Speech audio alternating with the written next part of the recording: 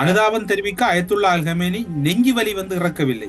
அத்துமீறிய தாக்குதல் பற்றி ஜனாதிபதி ஒரு வார்த்தை கூட பேசவில்லை. මේ ශෝකය පළ කරන්න මේ ආධ්‍යාත්මක නායකතුමා පපුව අමාරු හැදිලා නෙමෙයි මැරුණේ. ஒரு பக்கம் சாஞ்சாலும் இங்கிட்ட ஒரு பிரச்சனை இருக்கு, இங்கிட்ட சாஞ்சா இங்கிட்ட ஒரு பிரச்சனை இருக்கு. இப்ப ஜனாதிபதி நடுநிலையா அதை பேலன்ஸ் பண்ணிக்கிட்டு போற மாதிரி தெரியுது. மஹிந்த ராஜபக்ச மாவிலாறுல தொடங்கின யுத்தம் முள்ளிவாய்க்கல் வரை போக்குள் அவர் வச்ச பேர் வந்து மனிதாபிமான யுத்தம். இப்ப நெத்தனியாகு வச்சிருக்கிற பேர் வந்து அமைதிக்கான போர். அமைதிக்கான போர். டொனால்ட் ட்ரம்ப் சின்ன வயசுல அப்படி இள வயசுல அப்படி தனித்தீவுக்கு போயிட்டு சிறுமிகளை பயன்படுத்தி தன்னோட காம இச்சைகளை நிறைவேற்றத்துக்காரு. பல குற்றச்சாட்டுகள் முன்வைக்கப்பட்ட நிலையில இதை மறைக்கிறதுக்காக இந்த யுத்தம் தொடங்கப்பட்டுச்சா? எல்லாருக்கிட்டையும் ஒவ்வொரு டாய்ஸ் இருக்கு, பட் எல்லா டாய்ஸும் இருக்க ஒருத்தர விளையாட்டுக்கு சேர்த்துக்காம இருக்காங்க அப்படின்னு கிம் ஜாங் உடைய புகைப்படங்களை வந்து சமூக வலைத்தளங்களை போட்டு நிறைய பேர் பகிர்ந்துகிட்டு இருக்காங்க. ஸ்ரீ காளிமாதா ஜோதிடம் பிரபல ஜோதிடர் பண்டித் மகாராஜா. தொழில், கல்வி, வியாபாரம் மற்றும் மந்திர சூனிய பிரச்சனைகளுக்கு நிரந்தர தீர்வு. ரைனோ ரூஃபிங்கிடமிருந்து ரைனோ பிரீமியர் ரூஃபிங் தீர்வுகள்.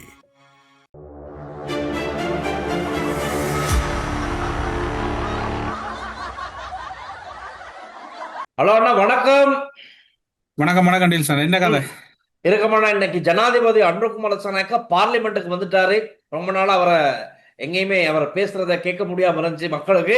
ஆனா இன்னைக்கு பார்லிமெண்ட்டுக்கு வந்து இந்த எரிபொருளுக்கான வரிசை சம்பந்தமாகவும் பெட்ரோல் லிபரோ கையிருப்பில் இருக்கு, அதெல்லாம் இன்னைக்கு சொல்லிட்டு போறாரு. நீங்க ஒன்னும் நோட் பண்ணீங்களா? நம்ம நேற்று சொன்னதுதான் அவர்கிட்ட சொன்னது. நேற்று நாட்டு நடப்புல நம்ம என்ன சொன்னமோ அதை சிம்பிளா சொல்லி போட்டு போறாரு. பாத்தீங்களா? எரிபொருளுக்கான வரிசையில் நிற்கும் மக்களை பிழை சொல்ல முடியாது. கடந்த கால மோசமான அனுபவம் அவர்களை அப்படி ஆக்கி. එහිදී මා දන්නවා අපේ ජනතාව යම් ප්‍රමාණයකට කලබල වෙන එක ඇත්ත.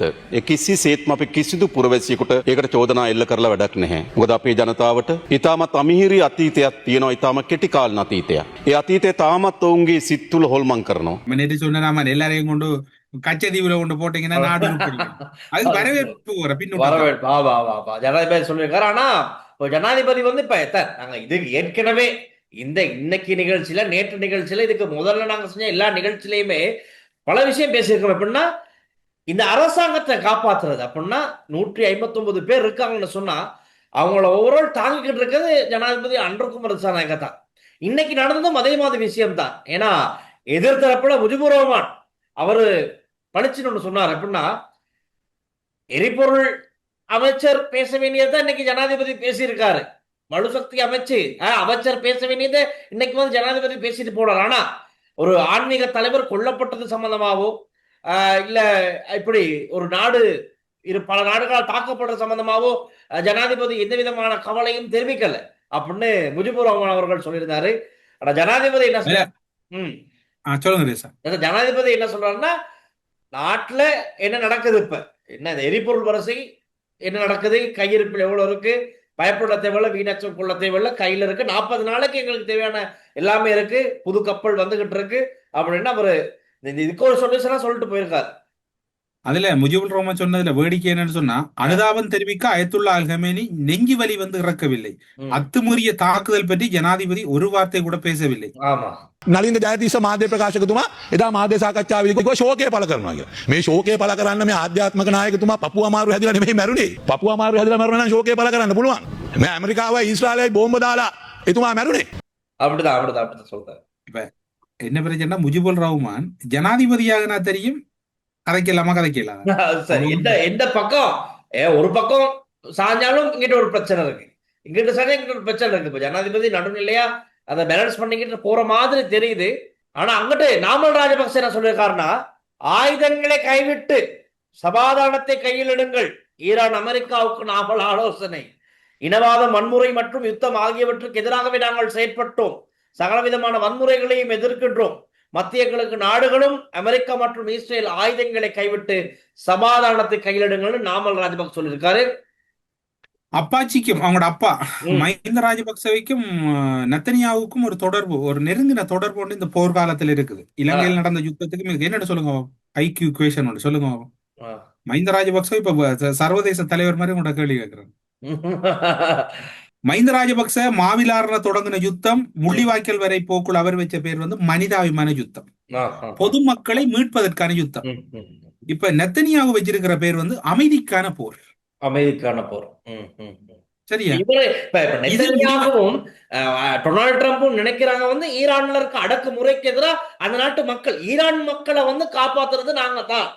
ஆமா. டொனால்ட் ட்ரம்ப்பும் நெத்தன்யாகுவும் நினைக்கிறாங்க. இப்ப நினைச்சிட்டு ஈரான் மேல தாக்குதலை தொடுத்து ரைட் பாருங்க, ஈரான் மக்கள் உங்கள் ஜனநாயக உரிமை காப்பாற்றப்பட்டது, நாங்க அதை காப்பாத்தி இருக்கோம், இனி நீங்க சந்தோஷமா உங்களுக்கான தலைவரை நீங்க தேர்ந்தெடுங்க அப்படின்னு அனௌன்ஸ் பண்ணிருக்காங்க.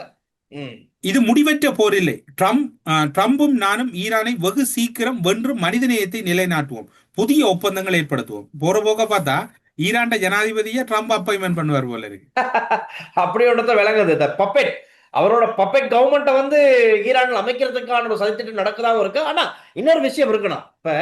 இப்ப அண்மை காலமா பேசப்பட்ட மிக முக்கியமான ஒரு பொருள் தான் இந்த எப்ஸ்டீன் ஃபைல்ஸ், ரைட்? இப்ப இந்த எப்ஸ்டீன் ஃபைல்ஸ்ல வந்து சொல்லப்பட்ட பிரதான குற்றச்சாட்டு என்ன?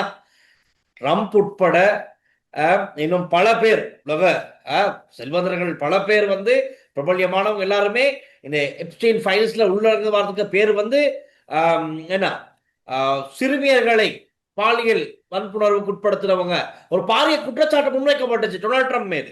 ஆகவே டொனால்ட் ட்ரம்ப் பிளான் பண்ணிருக்காராம் இப்படி என்ன, இப்போ இதை பத்தி இவங்கெல்லாம் பேசிக்கிட்டு இருக்கானுங்க அமெரிக்கா காரணங்க, இது இப்படியே போனா எங்க போய் முடியும்னு தெரியாது, இதை நாங்க எப்படியாச்சும் மாத்தணும், இந்த இந்த பேசுறத வந்து இப்ப என் மீது இதை பரப்பப்படுற அவதூறு நாங்க எப்படியாச்சும் ஒரு யூட்டர்ன் போட்டு விட்டுறணும் அப்படின்னு நினைச்சு, நான் அமெரிக்கர்களுடைய வாயை அடக்க முடியாது, வாயை மூட முடியாது. சோ அதுக்காக இதை செஞ்சிருக்கலாமோ, இதை இந்த யுத்தத்தை, இந்த எப்ஸ்டீன் ஃபைல்ஸ் சம்பந்தமா பேசப்பட்டு பரபரப்பா பல விஷயங்கள் அம்பலப்படுத்தப்பட்டுக்கிட்டு இருக்கு. இவர் டொனால்ட் ட்ரம்ப் சின்ன வயசுல அப்படி, இள வயசுல அப்படி தனித்தீவுக்கு போயிட்டு சிறுமிகளை பயன்படுத்தி தன் காம இச்சைகளை நிறைவுபடுத்திக்கிட்டாரு, பல குற்றச்சாட்டுகள் முன்வைக்கப்பட்ட நிலையில இதை மறைக்கிறதுக்காக இந்த யுத்தம் தொடங்கப்பட்டுச்சா அப்படிங்கிற ரீதியிலையும் ஒரு சில அரசியல் விமர்சகர்கள் கருத்துக்களை முன்வைக்கிறாங்க.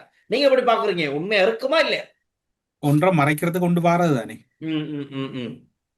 அது இயல்பு தானே. சில வழி இருக்கலாம், இல்லாம இருக்கலாம். ஆனா அதையும் நாங்க ஒட்டுமொத்தமா நிராகரிச்சுட்டு போயிடலாம். ஆனா ஈரான் மீதான தாக்குதலை வந்து ட்ரம்பை விட பெஞ்சமின் நெத்தனியாகு இஸ்ரேல் அதுல தாக்குதல் நடத்த வேண்டும் என்று மிக குறியா இருந்தது. பெஞ்சமின் நெத்தனியாகிற இலக்கு இஸ்ரேல் ஈரான் யுத்தம்ங்கிறது இருக்கும். இதுல அமெரிக்கா ஒரு முக்கிய இடத்தை, ஒரு பிரதானமான இடத்தை இப்ப வகிச்சுக்கிட்டு அவங்க தான் முன்னின்று, அவங்க தான் ஹெட், இதுக்கு அவங்க தான் செஞ்சுக்கிட்டு இருக்காங்க, முன்னுக்கு இருந்து அடிச்சு துவம்சம் பண்ணிக்கிட்டு இருக்காங்க. ஏன்னா இப்போது பழி வாங்கும் செயற்பாடு ஈரான் பக்கம் தொடங்கப்பட்டிருக்கு, பதிலடி கொடுத்து கொண்டிருக்காங்க. ஆனால் ஈரான் தரப்புல இன்னும் ஒரு செய்தி ஒன்று வெளியாகி இருக்குது. இது சர்வதேச ஊடகங்களை மேற்கோள் காட்டித்தான் அந்த செய்தி வெளியாக இருக்குது என்றால் அப்படி ஒன்று நடக்கக்கூடாது. அது நடந்தா ஒரு பெரும் விலைகளை கொடுக்க வேண்டியிருக்கும். ஈரான் மக்களையும் அதன் இறையாண்மையையும் பாதுகாக்க தான் உருவாக்கியுள்ள அணு ஆயுதத்தை ஈரான் உளவுத்துறை அமைச்சகமும் சோதித்து பார்க்க திட்டம் தான். அணு ஆயுதம் ஒன்று ஈரான்கிட்ட இருக்கிறதாக, அந்த அணு ஆயுதத்தை பரிசோதிச்சு பார்க்க ராய் பண்றதா சொல்லப்படுது. ஏன்னா இப்போது இருக்கக்கூடிய சந்தேகம் என்னடா, இந்த நிமிடம் வரைக்கும் அமெரிக்கா மீது ஈரான் ஒரு தாக்குதல் நடத்தல. அமெரிக்க தளங்கள், அமெரிக்க ராணுவ தளங்கள் மீதுதான் அரபு நாடுகள் மீது தாக்குதல் நடத்தி கொண்டு இருக்குது. ஆனால் இது கைமறி போதா, என்ன நடக்க போகுதுன்ற ஒரு பெரும் சவாலா இருக்குது.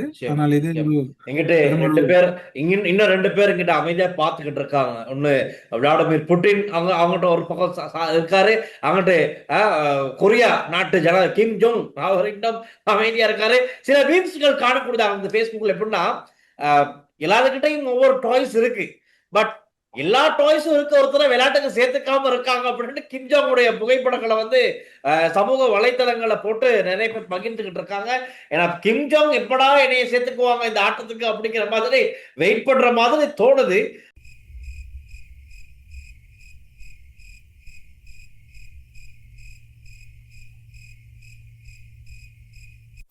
அது நிறைய பேர் மீம்ஸ் ஆக்கியிருந்தாங்க.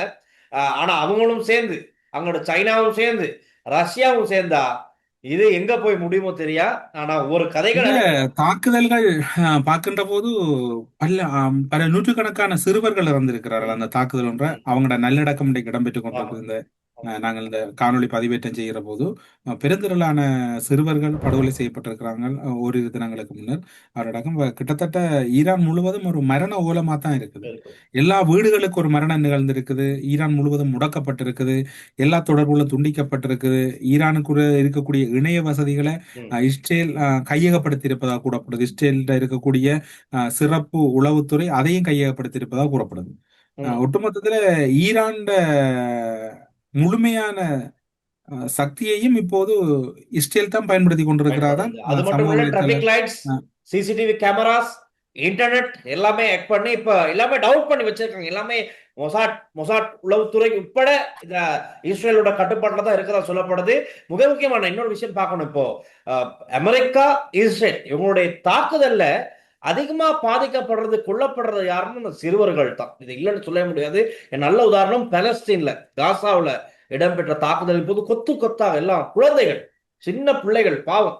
அந்த காணொளிகள் பார்க்க முடியாத அதே நிலைமை தான் இப்பொழுது ஈரான்லையும் எங்களுக்கு காணக்கூடியதாக இருக்கு. இது வேணும்னு பண்றாங்களா இல்லைன்னா இது தவறுதல் நடக்குதாங்கிறது எங்களால சொல்ல முடியாது. ஏன்னா நாங்க யுத்த காலத்துல இல்லை, நாங்க எங்கேயோ இருந்து பேசிக்கிட்டு இருக்கோம். இருப்பினும் சமூக வலைத்தளங்கள்ல வர அந்த வீடியோஸ் எல்லாம் வச்சு பார்க்கும்போது ரொம்ப மனவேதனையா இருக்கு, மனது உடைஞ்சு போற அளவுக்கு. ஏன்னா நாங்களும் 30 வருட யுத்தத்தை முகம் கொடுத்த மக்கள்.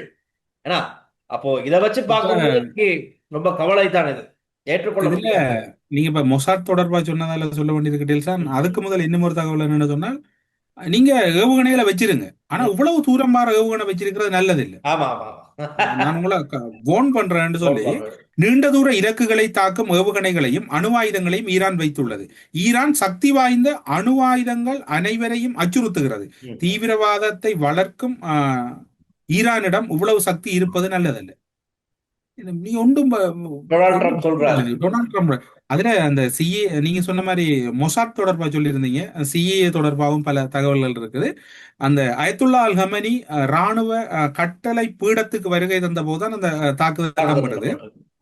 ஆனா அயத்துல்லா அல் ஹமனி இறந்து அவர் அந்த சுவர்களுக்கு மத்தியில என்ன சொல்றது இருக்கக்கூடிய புகைப்படத்தை உடனடியா தாக்குதல் நடந்த ஒரு 42 நிமிடங்கள்ல அமெரிக்காவுக்கும் இஸ்ரேலுக்கும் அந்த போட்டோ பகிரப்பட்டிருக்கு. இடிபாடுகளுக்குள்ள இருக்க போட்டோ பகிரப்பட்டிருக்கு. ஒரு ஊடகத்திலேயும் வரல. அமெரிக்க ஊடகம் அதன் முதன்மையா வெளியிடுது. மற்றது எல்லாரும் ஒரு இடத்துல ஒருபோதும் அவங்க கூடுற இல்லையா, ஒரு இடத்துக்கும் வர்ற இல்லையா. ஆனா அதுல அவங்களோட மிக முக்கியமான ஒரு ராணுவ அதிகாரி தானே அந்த கலந்துரையாடலை ஏற்பாடு செய்தார். புரியுதா? நேரம் மாற்றப்படுது. நேரம் சந்திப்புக்கான நேரம் மாற்றப்பட்டும் கூட அந்த தாக்குதல் அந்த நேரத்துக்கு நடக்குது. கிட்டத்தட்ட இப்ப ஈரான் முழுவதும் மொசாட்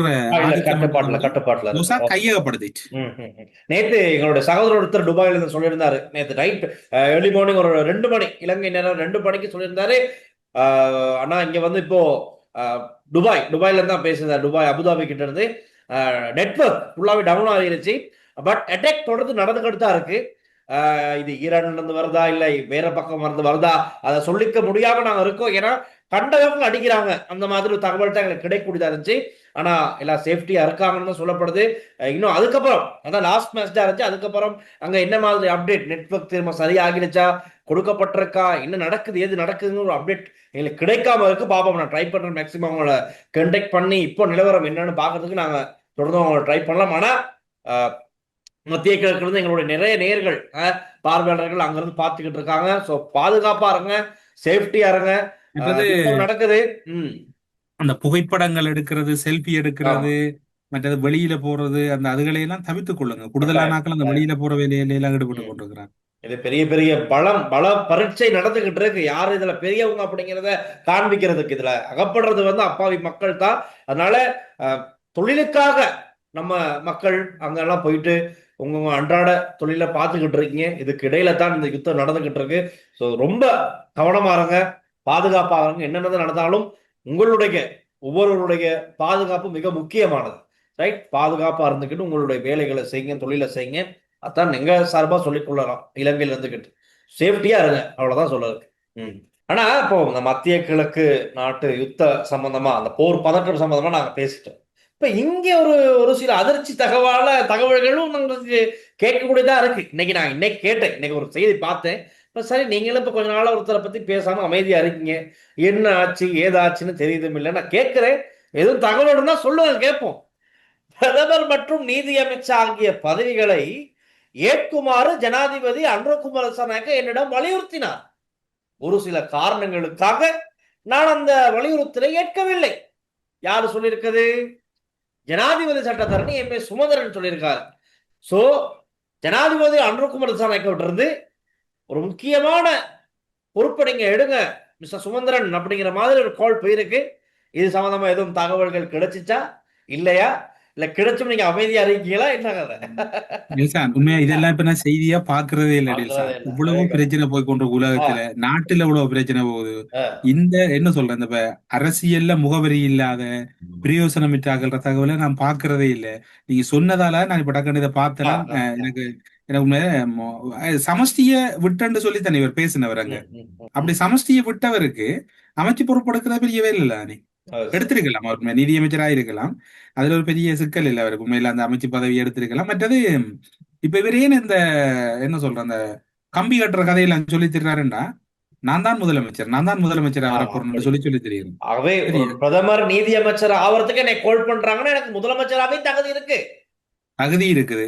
நான் இன்னொன்னு சொல்லட்டா, இவருக்கு ஒரு ஒரு இப்ப நீங்க கேட்டதால சொல்றேன். எனக்கு புது நான் உண்மையா அந்த செய்தியை நீங்க ஆ, இப்ப அனுப்புனது அப்புறம் பார்த்தேன்னா, உண்மையா இந்த செய்தியெல்லாம் பார்த்து உண்மையில இவ்வளவு செய்தி கிடக்குது உலகத்துல.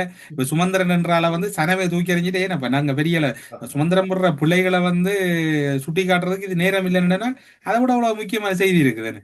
அது சரி, உண்மைதான். ஆஹ் இப்ப இது மாதிரி தாண்டில் சார் என்ன சொல்லுங்க. ம். இப்ப இவர் இப்ப சொல்லியிருக்கிறாரு நீதியமைச்சரா தான் கூப்பிட்டது போக இல்லாத இதுன்னு சொல்லி. இவருக்கு நீண்ட நாள் ஆசை அமைச்சராகணும். அமைச்சர். இன்றைக்கு நேற்றில் தமிழரசு கட்சியில ஒருத்தர் அவங்களோட பழைய துர்ராசிங்க முன்னாள் செயலாளர் சொன்னார், ஏன் கட்சி ஆகுனா தானே. சில வேளை வார பாராளுமன்றத்துல இன்னும் 10 வருஷத்துக்கு புறா நாடாளுமன்ற தேர்தல் நடந்தால் இவர் அமைச்சராக ட்ரை பண்ணுவார். இப்போ முதலமைச்சர் கனவுல அண்டு ஸ்ரீதரன் ஊடறுப்புல சொன்னார் ஆ, கண்ட வீட்டுப்படி ஏறி இவர் ஒரு மாதிரியா அவர் கட்டும் எதிர்ப்பெல்லாம் தாண்டி 72,000 வாக்கு அவர் 36 குறைச்சி விட்டு இருந்தால் இந்த ஆளை ஆதரிச்சோன்னே அந்த ஆளை அடிச்சு அவர் இறக்கிட்டாங்க ஸ்ரீதரன். ம். அப்போ ஒரு மாதிரியா சுமந்தன வெளில வச்சா வெண்டதுக்கு அப்புறம் சொன்னாராம், உங்களுக்கு கிளிநொச்சியில மட்டும்தானே வாக்கு விழுந்தது, எனக்கு தானே யாழ்ப்பாணத்துல கூட ஆ, விளங்குதா. அது மாதிரி இப்ப அந்த சங்கு நொங்கு எல்லாம் கொஞ்சம் பேர் தெரியுறாங்க இவரோட ம். கூட்டணி என்று. வெண்டதுக்கு பிறகு சொல்லுவார், சுரேஷ் தோற்ற தலைவர், எனக்கு சுரேஷிர வாக்கு எனக்கு வரல, எங்களால சுரேஷுக்கு வாக்கு கிடைச்சது. இப்ப இவங்க இப்ப சுமந்திரன் கிட்டத்தட்ட சொல்ல போன அப்படின்னு சொன்னால் இந்த ஒரு கவனமா கையாள முடியாத ஒரு ஆள். ம், ம், தண்ட காரிய முடிய எல்லாரையும் கை கழுவி விட்டுருவார். அதுல அவருக்கு நிகர் அவர்தான். ம், ம், இப்ப ம். அரசியலுக்கு கொண்டு வந்த சம்பந்தனை சொன்னார் வயது முதிர்ச்சியால பதவி விலகணும் உண்டு. மாவையிட்ட சொன்னார் உங்களுக்கு பதவியில் இருக்க இல்லாதுன்னு மாவைக்கு முன்னுக்கே மாவையில கையெழுத்து வாங்கி மாவையை பதவியில இருந்து நீக்கினார். அங்கால ஸ்ரீதரனை பார்த்தால் 2020 வீட்டுக்கு படியேறி போய் கும்பிட்டு மண்டாடி ஸ்ரீதரனிட கொண்டு போட்டு ஸ்ரீதரனை தூக்கி எறிஞ்சிட்டார். இப்ப அடுத்த இப்ப சிவிகே சிவஞானத்தையும் கலட்டி விடுற நிலம் ஒன்று இருக்குதான். ஏன்னா மாநகர சபை இஷ்யூ கொண்டு போகுதான். மாநகர சபை மேயர் தொடர்பான ஒரு இதுல அவரையும் கலட்டி விடுற நிலைமை இருக்குது. அவரை தூக்கி விட்டு அத்தனை வரையும் கலட்டி விட்டுட்டார். இப்ப சரியோ பிள்ளையோ 2015 இருந்து 19 வரைக்கும் இவர் ஒரு என்ன சொல்றாரு நிழல் பிரதமர் தான் எல்லாரும் சொல்லுவாங்க. ம், ம். அப்படி அப்ப தமிழ் தேசிய கூட சிவசக்தி ஆனந்த் சொன்னது, தான் விரும்பினா கூட பிரதமர் ரணிலை சந்திக்கலாம், சுமந்திரன் அதை விரும்ப மாட்டேது. அப்படி ரணிலை தூக்கி எறிஞ்சது. சுமந்திரன் வரலாற்றுல பார்த்தால் சுமந்திரனுக்கு ஏறுவதற்கு ஏணியாக இருந்த ஆரையுமே அவர் இன்றைக்கு வரைக்கும் மதிக்கவும் இல்லை, அடுத்த கட்டத்தை கொண்டு போகவும் இல்லை. அப்படிப்பட்ட ஒரு சுமந்திரனை ஆதரிக்கிறதுல பங்காளி கட்சிகள் கவனமா இருக்கணும். ஆனா நான் நினைக்கிறேன் சுமந்திரன் முதலமைச்சரா வராது. ஆ. 100% சொல்லு. ம், ம், ம். நான் எழுதி வைங்க நீங்க டேட்டா போட்டு வடமாகாண தேர்தல் நடந்தால் அதில் ஒரு தமிழர் ஒருவர் முதலமைச்சரா வருவார். அது சுமந்திரன் இல்ல. ஒருவேளை தமிழரசு கட்சி மாகாண சபை தேர்தலில் தனிச்சு போட்டியிடும்னு நினைக்கிறேன்.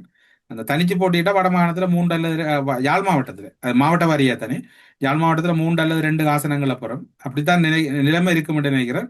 சுமந்திரன் முதலமைச்சர் இல்லை. சில வேளை இபிடிபி எதிர்கட்சி தலைவரா இருந்த மாதிரி பிரதான எதிர்கட்சி தலைவர் சுமந்திரன் என்று வர்றதுக்கு வாய்ப்பு இருக்கு. ரைட். ஒரு எதிர்வு கூறல சொல்லிருக்கீங்க. ஆமா, ஒரு ஆ? முக்கியமான எதிர்வு கூறல். எதிர்வு கூறல் இல்ல, ஆ, யதார்த்தம். அதாவது யதார்த்தம். அப்பா. சுமந்திரனை நம்பி போறது மிக ஆபத்து. Right, right, right. நான் நேற்று சொன்னேன், டொனால்ட் ட்ரம்பும் என்ன செய்யும் என்று தெரியாது, சுமந்திரனும் என்ன செய்யும் என்று தெரியாது. சும்மா டொனால்ட் ட்ரம்ப் ஜனாதிபதி ஆகினதால பதவியை வச்சு முழு அந்த ஆள் சொல்லிச்சு அது மிக முக்கியமான ஒரு ஆள் இலங்கையில் இருக்கக்கூடிய ஒரு என்ன சொல்ற ஒரு அகாடமியா ஒரு துறை சார்ந்த ஒரு நிபுணர்.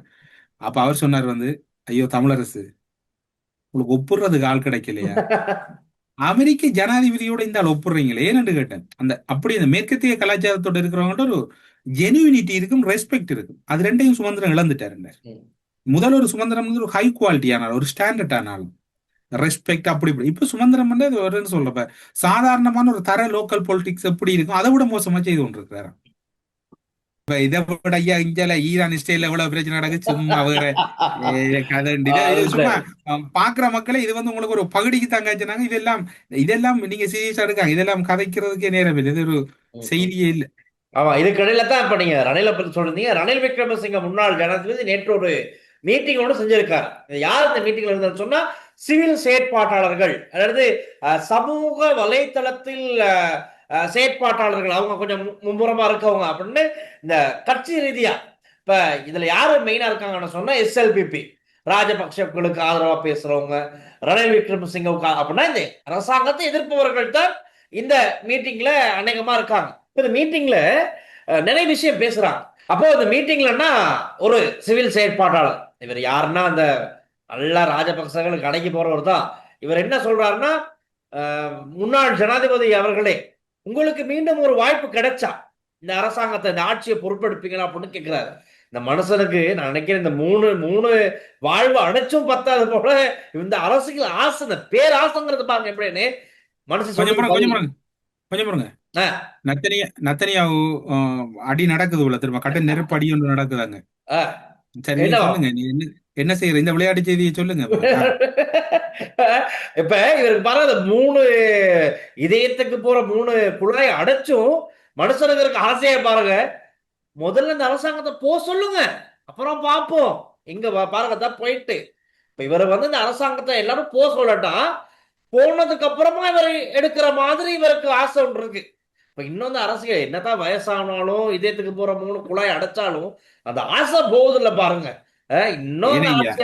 ஆசையை பற்றி நீங்க ரணில குறை சொல்றீங்க. இந்த சுமந்திரனை பாருங்க, தமிழரசு கட்சி தலைவர் தெரிவுல கட்சி தோக்கடிக்குது, நாடாளுமன்ற தேர்தல மக்கள் தோக்கடிக்குது, உள்ளூராட்சி சபை தேர்தல் அவர வட்டாரத்துல மக்கள் தோக்கடிக்குது. இன்றைக்கும் பாருங்க 2 பேர் ஒற்றுமையும் பாருங்க, 2 பேரையும் மக்கள் என்ன சொல்லுவோம் கும்பிடாத குறையா அடிச்சு கலைச்சும் 2 பேரும் நின்று பிடிக்கிறாங்கன்றா இவங்க என்ன தலைவர்கள், இவங்க மக்களோட தலைவரா? ஒரே பெச்சாக்கள் மாதிரி ரணில் அப்படி எல்லாம் ஒரே மாதிரி, ஒரே எல்லாம் ஒரே நண்பர்கள் தானே, நண்பர்கள் தானே, அது சரி, எல்லாம் ஒரே எண்ணத்தோட தான் இருப்பாங்க. ரணில் ஒரு கருத்து சொன்னு சொல்லி பார்த்தனா, ஈரானிடமிருந்து எண்ணெய் கிடைக்காவிட்டாலும் இலங்கை எரிபொருள் தட்டுப்பாடு ஏற்படாதுன்னு முன்னாள் ஜனாதிபதி ரணில் விக்ரமசிங்கே தெரிவிச்சிருக்கிறார். ஈரானை விட ஏனைய நாடுகளிலிருந்து இலங்கைக்கு அதிக அளவு எரிபொருட்கள் கிடைக்கப்படுகின்றன என்று குறிப்பிட்ட ரணில் விக்ரமசிங்க, ஈரான் ஒருவேளை ஈரானுக்கு அண்மையில் இருக்கக்கூடிய நீரிணை ஊடாக எண்ணெய் கப்பல்கள் மீது குண்டுகளை வீசி கப்பல் போக்குவரத்து தடுத்தால் மாத்திரமே பிரச்சனை ஏற்படும், அதுவரைக்கும் எந்த ஒரு பாதிப்பும் இல்லை, தற்போது வரை அத்தகையதொரு சூழல் ஏற்படவில்லை, பிழையான கருத்துக்களை பரப்ப வேண்டாம் என்று ரணில் விக்ரமசிங்கே நேற்று சொல்லி. ஏதோ ஒரு உண்மையில இந்த ரணில் தான் தேவை, அதுதான் சரியான ஒரு ஆலோசனை. இது மக்களை பிழைய வழி நடத்தாம எங்களுக்கு அப்படி சுமந்திரம் தேவை. எப்படியான சுமந்திரம் தேவை? ஒரு நல்லது கெட்ட நடக்கல, ஒரு என்ன சொல்ற ஒரு இப்ப டில்சான், இப்ப நீங்க என்ன பார்த்த அண்ணன் அல்லது இப்ப நாங்க எல்லாரும் நிராஜ் அண்ணன் அண்ணன் என்று சொன்னா அந்த அண்ணன் மாதிரி நடக்கணும், பெரிய அண்ணனா. என்ன டில்சான்றது ஷர்ட் நல்லா இருக்கு, டில்சான் வீடியோ நல்லா இருக்குது, டில்சான் எப்படி டில்சான்றது எப்படியோட அது இப்ப 2வது பிரச்சனை. அண்ணன்டா அதுக்குரிய மரியாதை இருக்கணும். இப்ப சுமந்திர அண்ணன் நான் சொன்னேன்னு சொன்னா அந்த அண்ணன் மாதிரி அவர் நடந்து கொள்ளணும். அவரு கிட்டத்தட்ட நம்மளை விட தர லோக்கலா ஓடுறது வந்து ரணில். இது உண்மையில ரணில் ரெஸ்பெக்ட், இது உண்மையில நல்ல விஷயம். இது ரணில் சொன்னது, மறைக்காரெல்லாம் சொன்னது என்ன, மீண்டும் சனம் பீதிக்கு மறைக்கார இவர் தேடினாருங்கட அமைச்சரவை பேச்சார் நலிந்த ஜெயதிச ஏதோ வங்கி என்ன டீல்ஸ் ஆனது விளக்கம். அது வந்து அதான் அன்னைக்கு சொன்னாரு தானே, அக்கௌண்ட்டுக்கு வந்து காசு விழுந்திருக்குன்னு. ஆனா ஒரு ஏரியாவை சொன்னாங்க, இந்த ஏரியாவோட இந்த பேங்க்ல தானே, அந்த bank account number account details வந்து இவர் இன்னும் கொடுக்கல. அன்னைக்கு ஒரு மீடியாக்காரர் கேட்டாரு, என்ன அந்த அக்கௌண்ட் டீடைல்ஸ் ஒன்னு சொல்றேன்னு சொன்னீங்க, இன்னும் சொல்லல. ஆளுக்கு சட்டுன்னு கோவம் வந்துருச்சு மறைக்காருக்கு. அவர் சொல்றாரு, அந்த அக்கௌண்ட் டீடைல்ஸ நான் பார்லிமெண்ட்ல சொல்லிக்கிறேன், உங்களோட மீடியாவுக்கு தேவையான மாதிரி நான் சொல்ல தேவையில்லை, சரியா? போயிட்டு பார்த்துட்டு பின்னுக்கு திரும்பி முறைச்சு பார்த்துட்டு போறாரு. ஆள் வந்து பார்லிமெண்ட்ல தான் சொல்லுமா. இன்னைக்கு அத்தான் நலிஞ்சாச்சு சொல்றாரு, இன்னும் அந்த அக்கௌண்ட் டீடைல்ஸ் எங்களுக்கு கிடைக்கல, நீங்க கேட்ட எல்லா கேள்விக்கும் நாங்க பதில் சொல்லிட்டோம், இன்னும் அந்த அக்கௌண்ட் டீடைல்ஸ் மட்டும் எங்களுக்கு கிடைக்கணும்னு அடிச்சு விட்டாங்க. நேற்று நான் சொன்ன அந்த விடயம், அந்த திருத்தந்தை 14ஆம் லியோ அவர்களுடைய ஒரு செய்தி சர்வதேச ஊடகங்கள், ஒட்டுமொத்த ஊடகங்களையும் இப்ப அதான் முதன்மை செய்தியா போய் கொண்டிருக்கு. ஈரான் மீது அமெரிக்காவும் இஸ்ரேலும் வான்வழி தாக்குதலை நடத்தியதை தொடர்ந்து மத்திய கிழக்கில் வன்முறை தீவிரமடைந்து வரும் நிலையில் அமைதியை நிலைநாட்டுவதற்கான தார்மீக பொறுப்பை நாடுகள் நினைவு கூற வேண்டும் என்று போப் 16ஆம் லியோ அவர்கள் வேண்டுகோள் விடுத்துள்ளார். மக்களின் நலன் மேம்படவும், நீதி நிலைநாட்டப்படவும், அமைதியான சகவாழ்வை விரும்பும் மக்களின் நலனுக்காகவும் ராஜதந்திரம் மீண்டும் தனது பங்கை நிலை நிறுத்தட்டும் என்று கூறியவர், அமைதிக்காக தாம் தொடர்ந்தும் நாம் நேற்று சொன்ன கருத்தை வத்திக்கான் உத்தியோகபூர்வமாக அதனை வெளியிட்டிருக்குது. அமைதி நிலவ வேண்டும், வளைகுடா நாடுகள் அதே போன்று மேற்குலக ஒட்டுமொத்த உலகத்திலும் அமைதிக்கான எல்லாரும் ப்ரே பண்ணுங்க. ஸ்பெஷலா இதை தவிர ஒன்றும் இல்ல.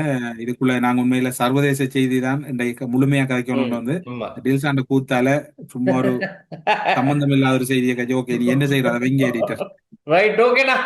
அப்ப இன்னைக்கு எல்லாரும் பாதுகாப்பா இருங்க சொல்லிக்கிட்டு நாங்க இன்னைக்கு நிகழ்ச்சி கொண்டு வரலாம். இன்னும் நாளைக்கு இன்னும் புதிய அப்டேட் சந்திப்போம். பாய். ஸ்ரீ காளிமாதா ஜோதிடம் பிரபல ஜோதிடர் பண்டித் மகாராஜா. தொழில், கல்வி, வியாபாரம் மற்றும் மந்திர சூனிய பிரச்சனைகளுக்கு நிரந்தர தீர்வு.